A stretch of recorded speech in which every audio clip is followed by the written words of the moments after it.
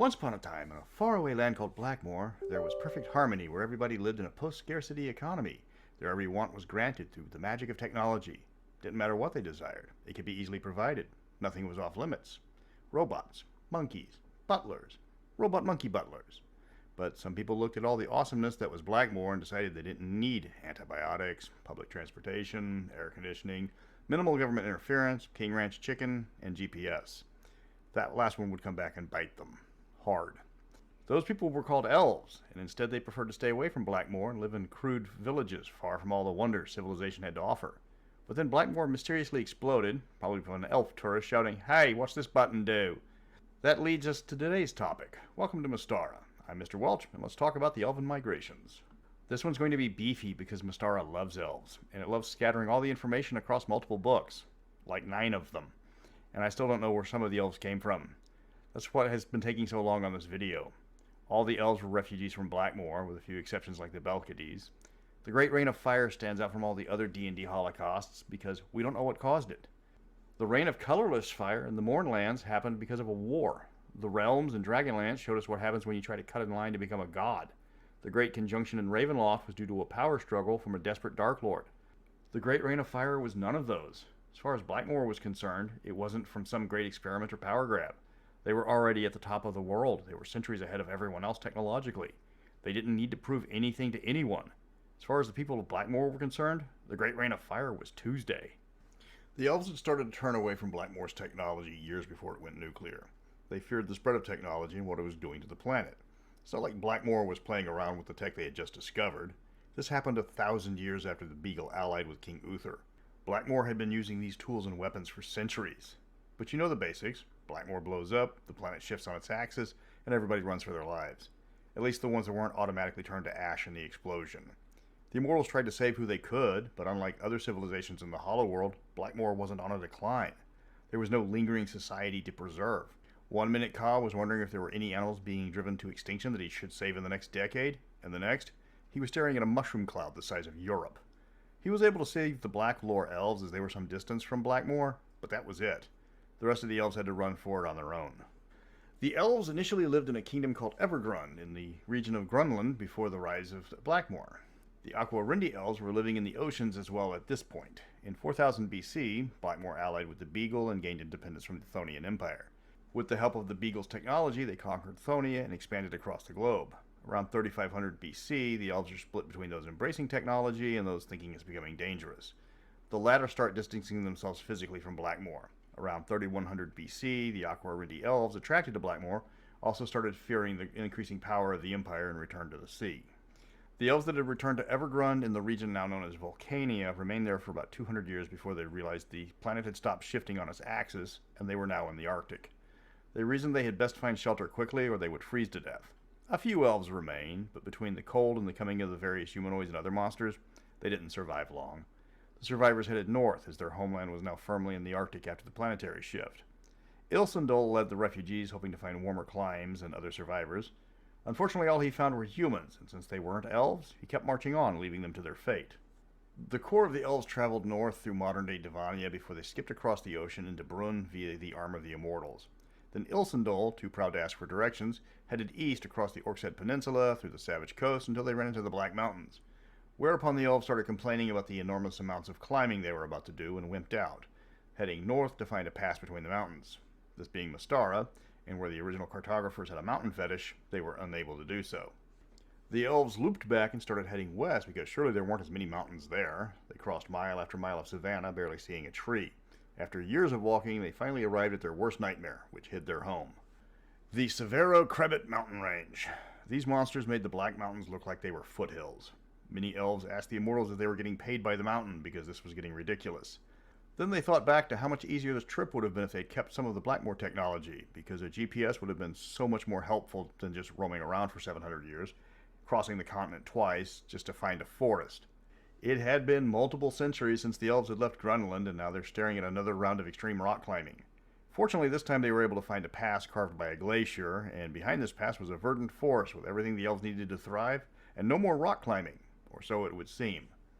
The elves frolicked among the trees in the newfound Sylvan realms, slowly expanding their numbers, not because of any population control or agreed-upon breeding programs, but because the only thing the elves disliked more than sex was sex with other elves. They didn't grow their population very fast, but eventually, after 1,300 years, they discovered they needed to expand outward, only to find out that greedy human developers had taken all the suburbs. They had two options. First, go out and find a new, better homeland. The second was to dress as ghosts and scare away all the humans to drive down the property values and buy up all the land cheap. This plan was thwarted by a plucky young Lupin adventurer and his 4 human sidekicks, so it was time for the elves to find a new home. The elves had discovered the rainbow, and after tasting it, realized it was not a new form of candy, but instead a portal they could take to new lands. Many elves searched for new homes across the continent before deciding on the lands in northwestern Theatis. Not like the humans were using those lands after all. But again, the elves were wrong, and soon the humans began expanding into the region with their strong shoulders, sultry eyes, and healthy constitutions. The elves started feeling revulsion towards humans and their natural sexiness and again fled. Except for Clan Vialia, who was tired of running and decided to hide in the forest where they could watch the humans from afar. Until one of the emperors asked the elves to teach the humans the way of the foresters and back it up with a lot of gold. Clever elves, the Viala. The clans had started to splinter around this time because many of them were tired of walking. It had been 2,000 years since the elves fled Evergrun, and for the elves, it had only been for a few generations. Every time they passed a forest, some of them demanded to stop. Finally, one of the clans had had enough of one excuse after another on why the next forest wasn't good enough and decided to stay. Clan Kalari found a lovely forest in northern Trollodara and had decided they had walked enough. They kept to themselves and left the humans alone, at least until after the rise of Duke Stefan, when they showed up to support him. The elven leader Meliadin had taken the elves into central Darrican, where he declares that the elves have their new homeland in the middle of a scrub forest. The elves looked at the few scrappy trees there and thought their king had gone loopy. But then he announced the start of weather-changing magical ceremonies, and soon rain is pouring into the land, and the trees of life that the elves had taken with them begin the growth of the Candlebarth forest. While many leagues away, the Nithians are wondering, where's all the rain gone? In 800 BC, Alfheim was born, with the magical force springing up out of nowhere, with absolutely no water-stealing magic involved at all, and you can't prove it. Then 800 years later, the last of the Alfheim clans arrived in the forest with Clan Fialadiel, the ones that stayed behind in the Sylvan Realm because they were so past mountains and walking and all that. Humans had grown envious of the now depopulated Elven kingdom and decided to build a new mini-mart in the forest. One thing led to another, and the elves were driven out, following the rainbow portal to find the homes of all their distant cousins, where they acted like they'd always been close. And people wonder why nobody trusts elves. That explains the elves of Alfheim and where they came from, not to mention the Kalari and the Vialia clans. But Mystara has a lot of elves. Seriously, it has a ton of them. That's what's taking this video so long to write. I had to track down every single elf clan, and I had to consult 9 different books to get the whole story. Some elves, specifically in the Savage Coast, just appeared. No idea where they came from, but I will blame the original elf migrations and just said some clans dropped out during the long walk. It doesn't fix the culturalist demi-humans of that region, but it does explain where some of them came from. The elves of Windar are initially 2 different clans of elves. The Gefrenel elves left their homeland long before the Great Reign of Fire. Since they had access to GPS, when they decided to head out to see what the world entailed, they settled in an area just south of modern Windar. When Blackmoor went kablooey, the Windar elves started getting sick from all the fallout, but were saved by the creation of the Elven Star, an artifact that kept them from getting radiation sickness. But they needed to find a new, slightly less glowing homeland. Meanwhile, back in Evergrun, a separatist clan of elves set off to find a new home and again, with the help of GPS technology, made a beeline where the Greffinel elves were living, even though they didn't know that the elves still existed. Led initially by the elven sage Ginelith, the expedition fell under the leadership of Inarith after his master discovered grizzlies don't like it when you grab them by the scruff of the neck, being asked who's a good bear, and then trying to play Raz-Raz with them. In 2120 BC, the future Windar elves settled into the new homeland. In 1800 BC, they discovered the remains of the Greffinel clan, who after some time grew to trust the new elves. Everybody moved in and lived happily ever after, with the exceptions of a few invasions and genocides that fall outside the scope of this video. Then moving on to the Shadow Elves. These poor bastards have had some of the worst luck of all the elves. There's a minor continuity problem with their original starting timeline, but I'm going with the Shadow Elf book.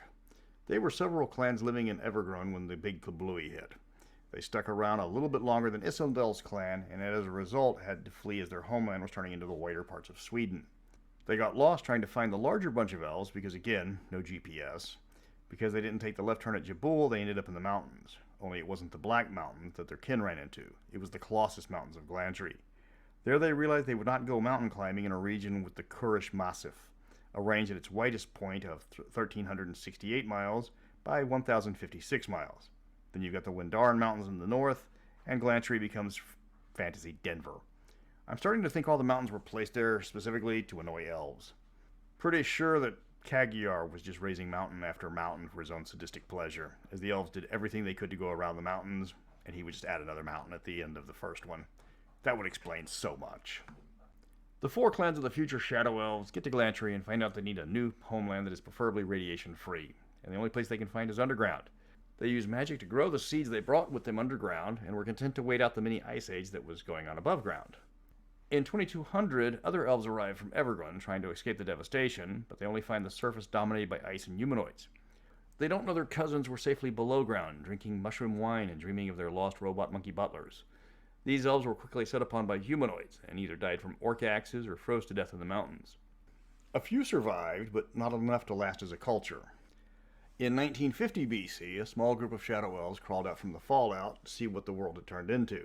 They found themselves alone with no other elves in sight on account of the other elves being dead and all that. They started to settle the surface once again before discovering a long-lost Blackmoor device in what would become the Broken Lands. Unfortunately for the elves, the machine had a lot of pretty blinking colored buttons and they couldn't help but start pressing those buttons, hoping it was a GPS to see what would happen. Nuclear holocaust is what happened. The elves fled back underground where the mushrooms were in the shape of mushrooms and not clouds. The elves started to explore the world below further and discovered the city of Angmor, where they drove out the original occupants. For a while, the world was their burrito, as they thrived in the city, protected from outside threats by a vast lake of lava that surrounded the city. But the city was founded by followers of Edzantiotl, who felt the elves weren't getting corrupted fast enough and decided to speed things up by flooding the cavern with poisonous gas. The elves fled again, and this time finding the teachings of Raphael, and eventually the City of Stars and the surrounding areas where they now live. In Minrathad, the elves that settled there were splinter groups from Isindal, who left behind the other elves following a different sphere of power. The clans of Verdir and Meditor decided to go east instead of west sometime during the Great Elven Migration on Davania. They ended up in future Karamikos in 2100 BC, the exact same time as the founding of the Sylvan Realm. So the 2 clans split from the other elves while they are founding a kingdom on the opposite side of the map, and then book it to an unexplored region in record time, several millennia before the other clans of the region arrive. They must have had a functioning GPS or something, because otherwise that snarl is going on the list. Here the elves frolicked for 500 years before the elemental chaos tore their land apart, and the elves found themselves either on a new island or having their property value go way up as they now lived on beachfront property. 20 years after this, the elves of Clan Verdir, who didn't like living on the beach, built ships and joined their cousins on the Isles of Dread. Not the Isle of Dread, but the Minrathad chain called the Isles of Dread. It gets confusing quickly keeping track of the two. It's not like this was written at the same time as Isle of Dread. And the Gazetteer refers to one of the islands as Dread Isle, but that's ancient history and is never mentioned again. Nor should it be. Then we hit the elves that seemingly appeared out of nowhere, the Belkades of Glantry. We know they came from Devania, and past that, nothing. They have a similar culture to the Savage Baronies, but don't have any connection past that similarity. Those elves were left behind during Isindal's meanderings, and the Belkades made a beeline for Glantry at a later date. They were not one of Isindal's followers. That part is made explicitly clear in the Glantry book. They shared part of a culture with another group with no ties to them, and they were not part of the initial elven migration. There are at least 6 different fan theories on the vaults about the Belkades, none of which are anything more than fan speculation. They could have been from another plane of existence, like mythic Earth, similar to the French and the Scots of Mystara. It explains why they're constantly cosplaying like the Corsican brothers in D&D, the Cheech and Chong version, not the Douglas Fairbanks Jr. version.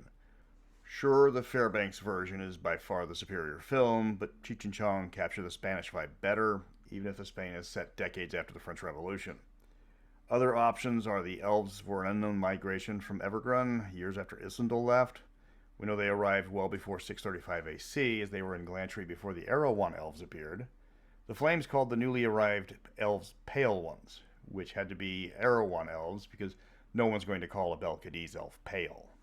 Skipping right past the mystery of the Belkades, we do know much about the Erewhon elves. They arrived in 735 AC after a political schism in Alfheim.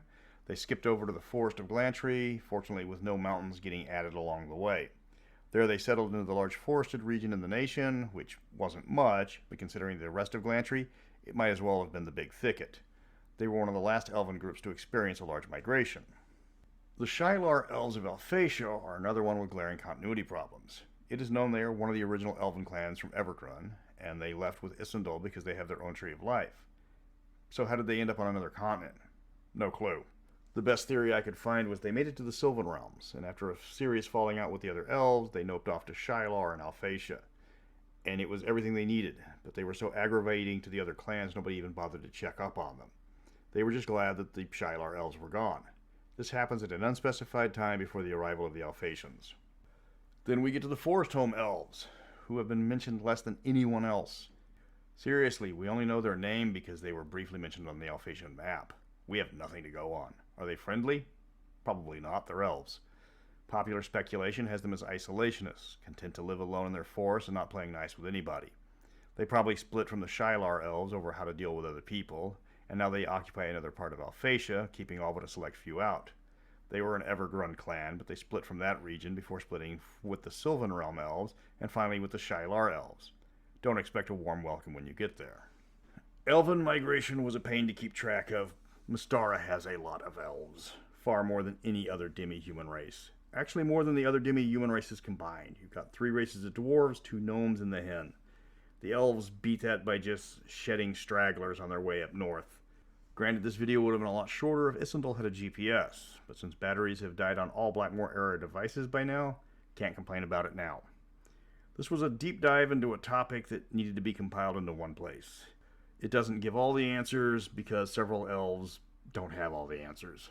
But that information can be added if required by the Dungeon Master. Okay, I'm done with this video, but I still need to catch up on the ones I'm behind on because of Wizards of the Coast misbehaving and real-life work intruding. The next video up is all about the Yazak Steppes, the northern plains of the Savage Coast, with all the goblins and orcs and siren flowers.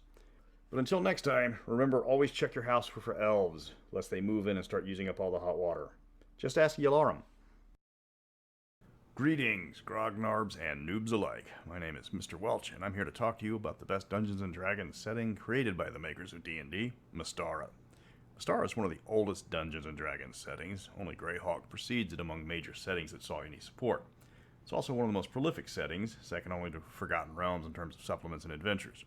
It's a popular setting, with thousands of fans that still talk about it today, despite the last product being printed back in 1995.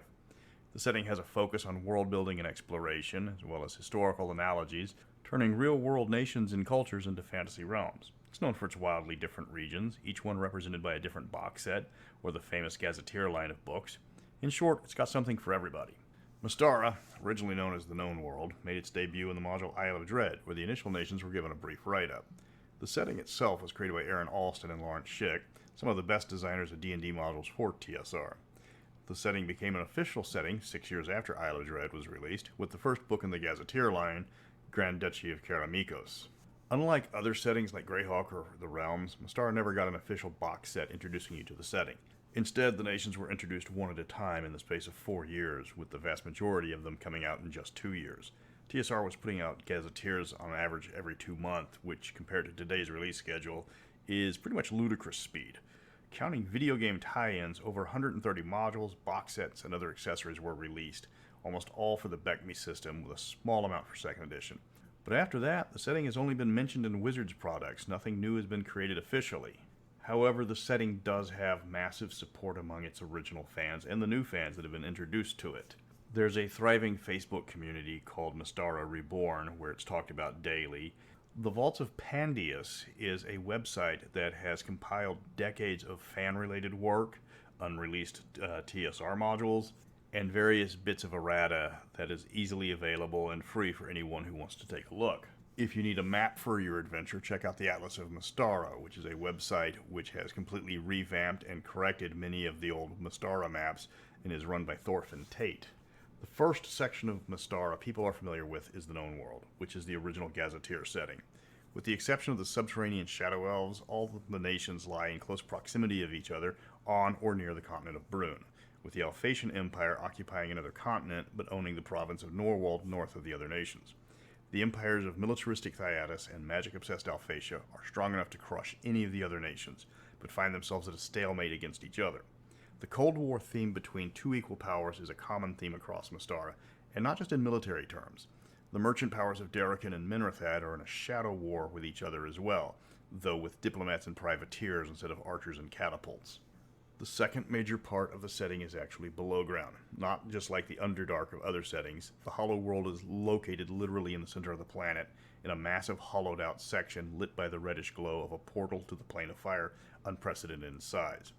There's floating continents that orbit the portals, and all along the walls of the Hollow World are the preserved remnants of long-dead civilizations. These nations were saved through the intervention of the Immortals, ascended mortals akin to gods in other settings. Here are the preserved remains of various species and societies, each trapped in a cultural stasis thanks to an immortal magic called the Spell of Preservation. Cultural growth is almost impossible. Outside influences are ignored because of this spell. Here you're going to find numerous Bronze Age civilizations like the Nithians and Millennians, similar to ancient Egyptian and Greeks. There's nations similar to the Aztecs, Zulus, Scythians, and those are alongside the Swiss dwarves, the Orc vaqueros, the cyberpunk elves, and of course cavemen. Throw in dinosaurs everywhere and a complete lack of night, and you've got one of the most memorable areas in all of Dungeons & Dragons. Skipping ahead in the timeline, and also moving the setting to 2nd edition, we were given the Red Steel setting. This was the only part of Mystara created for 2nd edition, and sadly had a very short shelf life, along with being known for having the gimmicky CDs included in the box set, as well as suffering from the poor quality writing and editing that plagued TSR in the mid-90s. Set on the far southwestern coast of Brune, the Red Coast is broken into 2 regions. The first is a collection of nations, including a pair filled with the canine Lupin and the feline Rakasta races. But what it is most known for is the Savage Baronies, a thrice cursed region where a red dust coats everything, divination magic has become unstable, firearms are common, and everyone is cursed. The curse varies from person to person, but it is fatal if left unchecked. To prevent the mutation caused by the curse, everyone in the baronies has to wear an amulet or similar type of jewelry made from a magical metal called Cinnabril. This arrests the mutation. Each person's curse also has a beneficial ability, giving everyone in the baronies a random power from flight to increased attributes to more magical gifts. The baronies have a strong Spanish influence, though they ignore their shared culture and prefer to war with each other over the rare minerals found only in the baronies. The Red Coast is also the home and origin of the half-elves in Mystara, where in other settings they're the offspring of a mating between elves and humans.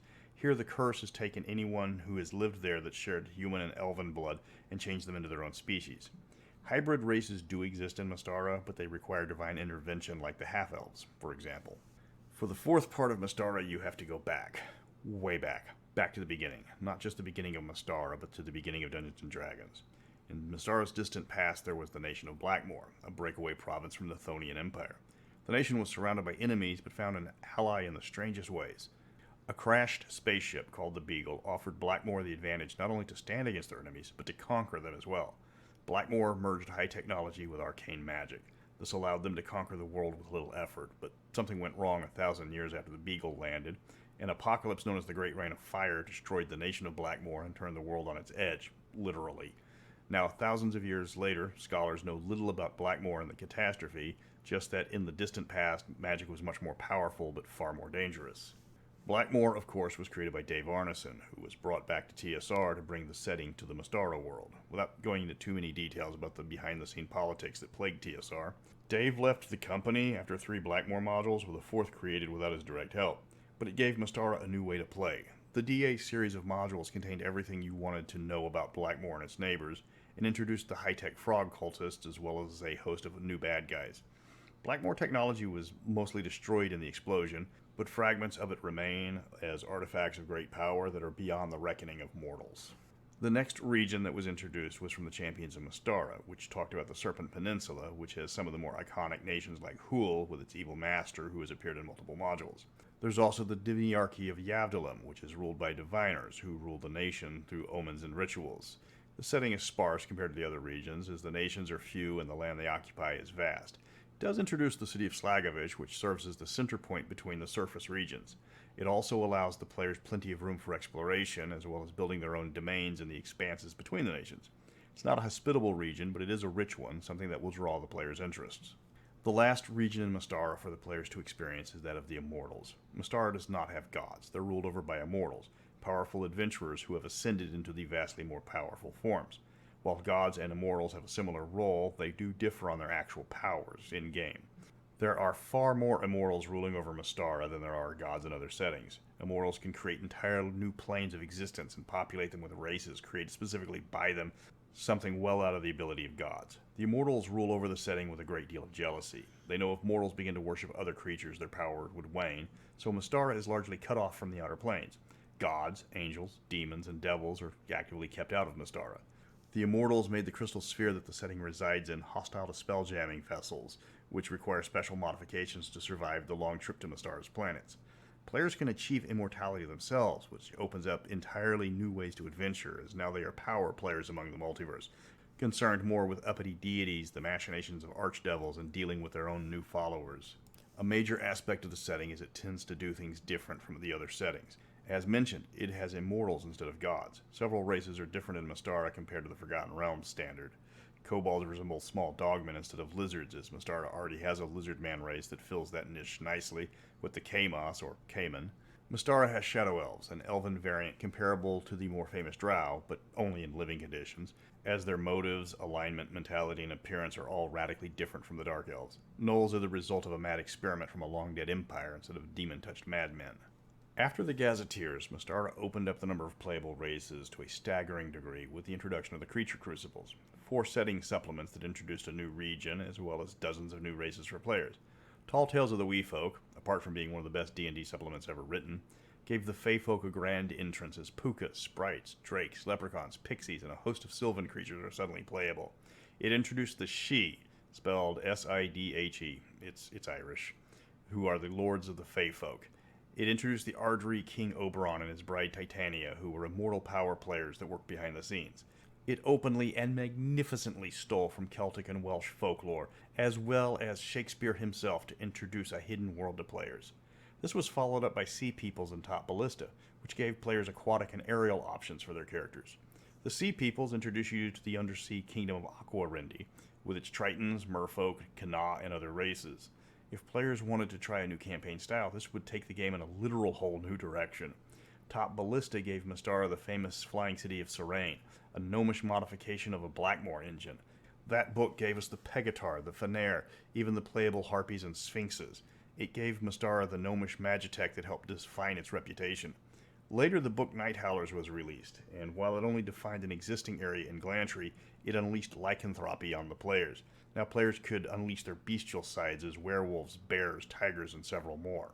With all the regions, nations, races, and options, it became obvious that Mystara was designed to be explored. With few exceptions, every nation has a large part of it left untouched. Numerous countries, like the famous Magocracy of Glantry, had dark secrets that the players could not only discover, but openly adopt as their own.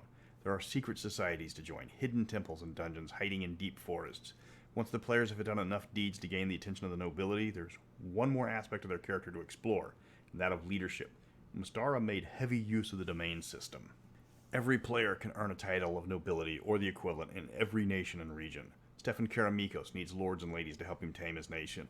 The guildmasters of Darrican are in need of people to manage the small towns along the trade routes that crisscross the nation. The Empire of Thyatis needs governors and nobles for the newly conquered lands that they have acquired. The players already have a large amount of wealth at this point. Now they have something to spend it on. They can shape the literal world that they play in, turning a small barony into a thriving metropolis if they play their cards right. There are few nations that they can't ascend to the highest level of powers given enough time. The world is defined by the players rather than some random high-powered NPC guest star. The bestiary of Mystara is impressive. It has over 300 monsters and creatures that debuted in the known world, and many of them, like the Tortle or Magan, have been added to 5th edition, though in the Forgotten Realms. There were 4 creature guides for Mystara, one of which was released for free after TSR closed up. Though there was a lot of overlap between them, numerous monsters like the Najatwa, Sirgar, or Spirit Lord are mentioned once in a single book and never talked about again. There's a staggering variety in Mystara. It lacks many of the monsters and races commonly found in other settings. Some, like the Dwergar, have their roles replaced by a Mystaran equivalent, like the Modrigsward. Others, like the Githyanki or the Mind Flayers, are largely kept out of the setting because of the Immortals' hatred of extraplanar creatures. Who needs Dragonborn when Mystara already has 6 different humanoid reptilian species ready to go? Since Mystara was developed separately from settings like Greyhawk and Forgotten Realms, it didn't duplicate many of the monsters that became prolific in those settings. Instead, it gave us original creatures not found outside the setting. Mystara tends to break a lot of trends found in other fantasy settings with the scarcity of villainous nations. The countries tend to be more nuanced. With a few exceptions, there aren't nations that are automatically evil incarnate. There's a few, like the theocratic tyranny of Hool, the humanoid-infested Broken Lands, or the mysterious Shadowlands of Denegoth, but other nations that could have served as boogeymen for the setting are instead given a greater scope and motive than just evil for evil's sake. Glantry might have a misanthropic Scottish lich or a racist Flemish pyromancer as leaders, but it's also ineffective because of its labyrinthine politics. It's not a good place to be unless you're a wizard regardless, but the nation isn't invading anyone or attempting behind-the-scene coup d'etats in other nations. The Mongol-inspired Ethengar serve as an example of a nation looking for a fight, but they're not wanton conquerors, and their list of friends is as long as their list of enemies. Even the Barony of Narvaez, which is an analogy to inquisitorial Spain, is trying to throw off the 3 curses that plague the land, and feel that appealing to the immortals is the best and only way to do that. The nations tend to be fleshed out because they were introduced in their various books in full, rather than mentioned in passing, then expanded upon like the other settings tend to be. The nations are presented from their point of view, explains their motivations instead of just a list of who hates who. Races in Mystara are quite varied and unique, as the case is for most of the world's particulars. There's a large number of pre-existing playable races introduced by the Creature Crucibles and the Gazetteer Orcs of Thar. Then you add in the new races created for Mystara, and suddenly it becomes one of the most diverse settings in all of D&D. The lawful dog-like and werewolf-hating Lupin are ready to protect the pack, which is usually the party, while the wildly varying catmen Rakasta are looking for a fight, as well as preferring all the luxuries they can find. The curious hybrids of spider, monkey, flying squirrel, and raccoon that are the Phanatons glide about looking for adventure. Turtles were first introduced in Mystara, and became so popular other settings had to have them. The Shi are ready to explore the mortal world that they've openly embraced, but they also failed to understand completely. The Sour Nagpa will join an adventuring party for fame and fortune, but they are going to complain about it the entire time. The Undersea Kana, despite their massive size, prefer to trade and barter rather than fight. The elf-ogre hybrids called the Unjatwa are a curious mix of intelligence, strength, and highly questionable dietary habits. The list goes on. There's also the shape-changing spiderkin called the Arania, mischievous flying monkeys called the Tabby, the fey creature with 3 different forms that are the Wood Drakes. Or for bragging rights, try playing a Sphinx, even though you're going to need 1,000,000 XP just to get to first level. If variety is the spice of life, Mystara is the Thai food of D&D. Mystara has strong ties to the Inner Planes compared to their distrust and outright ban on visitors from the Outer Planes. Irendi's Honor Island is an actual popular tourist spot for visitors from the Plane of Fire. The canals of Glantry City are kept fresh with portals to the Plane of Water. The waters off the lands of the Etrugan are plagued with horrors unleashed from a portal from the Plane of Air. The Dwarves of Rockholm hold the secret location of multiple nodes of the quasi-plane of minerals. Ethengar and Etrugan Shaman are no strangers to the spirit world, which is a shadow demiplane that manifests powerful animal and nature spirits in a world that mimics the mortal plane. King Oberon holds court with his powerful archfey in the Good Kingdom. His personal fiefdom crafted from the ethereal plane that is an idealized dream of what the mortal worlds should be. While tieflings and Aasimar might number in the single digits in Mystara, Genocide are no strangers. While they aren't common at all, most people will go their entire life without meeting one. They're not going to turn many heads while walking down the streets of Thyatis City or any of the other larger cities. Mystara is a strange case when it comes to magic, as when you ask if the setting is high or low magic, it's both depending on where you are talking about. For nations like Karamikos, Yalarum, or Cimarron, magic is fairly rare with wizards few and far between, and clerics sequestered in temples and churches. Others like Alphatia, Glantry, and Serene ooze magic from every possible application, with flying ships, magical boats, enchanted appliances, and much more. Arcane magic is treated as a science, with Glantry creating new schools of magic as well as new sources of magic. Other nations like the Northern Reaches have a secret magic handed down by the immortals in the form of runes, with the only question to those willing to possess them being what price power. Magic can be as simple as the Irendi cantrips designed to keep away pesky insects, to the secret Glantrian magic that allows wizards to ascend to immortality without their help. In the Hollow World, magic is quite rare, but what there is can be as powerful as the flying pyramids of the Nithians or the techno-magic remnants of the Blacklore Elves. For those seeking powers outside of arcane or divine magic, the Fae sell it for a price. You can tap into the dimension of nightmares to power your spells through their insanity, and the powers of entropy are always willing to give power to those that are willing to help them make the world burn. Magic in Mystara is as varied as its people, and it's available to anyone willing to risk it. Mystara, in 5th edition, does require some tweaking to make it fit. Parts of it just don't mesh well together with the Forgotten Realms-inspired 5th edition. The lack of an Underdark makes many of the underground races homeless. Mystara has the world below, but it's not equivalent to the Underdark, as it's filled with constantly shifting caverns. It's filled with lava, poison gas, or worse. Dragonborn are redundant. Half-breed races like half-orcs and tieflings are impossible. Magic is stable and powerful, so wild magic is unheard of. But what it lacks, it more than replaces. Wild magic is replaced by the radiant magic, a source of power so potent it can destroy the caster with each spell cast. The orcs and other humanoids were created to drive the humans and demi-humans from their home and claim the world as their own. They're an entirely different species with motivations all their own. The Archfey and Immortals have a long-standing but mostly peaceful feud over the fate of the world, as Immortals can create new lands and new life, but the Fey can change them into new forms to make them more interesting. What Mystara takes away, it more than replaces. Not every creature from another setting needs to be in Mystara, but not every Mystaran creature is a good fit outside of it.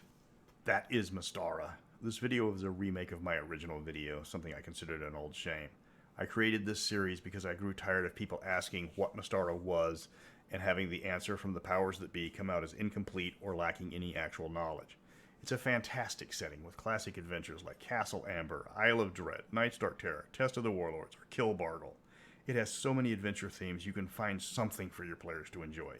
Of the adventures I listed, you have horror, exploration, pulp action, political intrigue, and good old-fashioned revenge-driven violence. Every nation is distinct. Everything is left to be discovered, from the Hollow World to the Red Curse to the Secret of the Radiance. For older players, it brings back memories of their childhood. For beginning players, it's a brand new setting with classic adventures ready to be discovered again. I hope you enjoyed this video. I'm Mr. Welch, and welcome to Mystara. Welcome to Mystara, as I'm remastering many of my older videos because the quality of my setup has greatly improved in the last 3 years. This is the second remastered video when we are talking about the races of Mystara. One of the biggest differences Mystara has compared to other settings is that we have numerous races unique to the setting. While other races common in the multiverse are unheard of or even forbidden in the lands of Mystara, the setting embraces one of my most common bits of wisdom when it comes to game design. What you leave out is just as important as what you leave in. I'm Mr. Welch, and start your engines, because we're off to the races. To begin with, let's talk about what Mystara doesn't have and why. Mystara has very few half-races. Demi-human races can interbreed with themselves or humans, but the children will always be the race of one parent or the other instead of a hybrid race. For a hybrid race to be created in Mystara, it takes powerful divine magic. Humanoids, on the other hand, evolved from another race entirely known as the Beastmen, and they're not compatible with demi-humans or humans and cannot create viable half-breed offspring from them. Mystara is lacking half-orcs, short of divine intervention in individual cases. The humanoids can freely breed with each other, and their offspring takes on both aspects of the parents. Despite there not being half-orcs, there are half-elves, created by accident through a divine curse in a region known as the Savage Coast. The half-elves are an actual race instead of a hybrid, though they do have the blood of both races somewhere in their heritage. When the curse hit, anyone that had the necessary ancestors was transformed into a half-elf. They're rare outside the Savage Coast, as the curse that created them still lingers, and it makes it difficult for people living there to travel through the region or just leave it. In addition to the traditional half-orcs and half-elves, the lack of interbreeding in Mystara prohibits other half-races that are found in other settings. There's no half-dragons, fey creatures cannot have children with mortal beings, and outsiders cannot spawn children either. For the creatures from the outer planes, Mystara is especially difficult, as the immortals who protect the setting in lieu of gods are highly protective of their followers. The immortals formed a cabal called the Council of Intrusion, whose only task is to keep out outer planar creatures from Mystara and to limit those creatures' influence on mortals. Because of this, races like Tieflings and Aasimar are unheard of in Mystara. Mystara doesn't have the same issue with interplanar creatures, so genocide are more frequent, though they are still quite rare. Genocide and Mystara are almost exclusively born on other planes and immigrated there. Going into the player's handbook and other source books, the first race you will find missing is the Drow. The Dark Elves that plague Faerun and Orth and Eberron don't exist in Mystara in any way. Mystara has another subterranean elf race, but they aren't anything like the Drow except for their living arrangements. The Shadow Elves have a different look, different abilities, and a different culture. Since there are no Drow, there's no Drow-related races like Driders. This also extends to other major subterranean races commonly found in the Underdark, like Dwergar or Svirfneblin. Races from other planes like Illithid, Githyanki, or Eladrin are hunted down by the Council of Intrusion or their agents. The outer planar races are well aware of the hostility towards them in Mystara, so they largely avoid it, though a few do risk divine wrath to prey on the intelligent species found in the setting. Dragonborn run into the problem that Mystara already loves reptilian humanoid races, so much so that the Dragonborn seem to be superfluous compared to the half-dozen similar races Mystara already has filling their niche. Looking at races from Volos and other guides, very few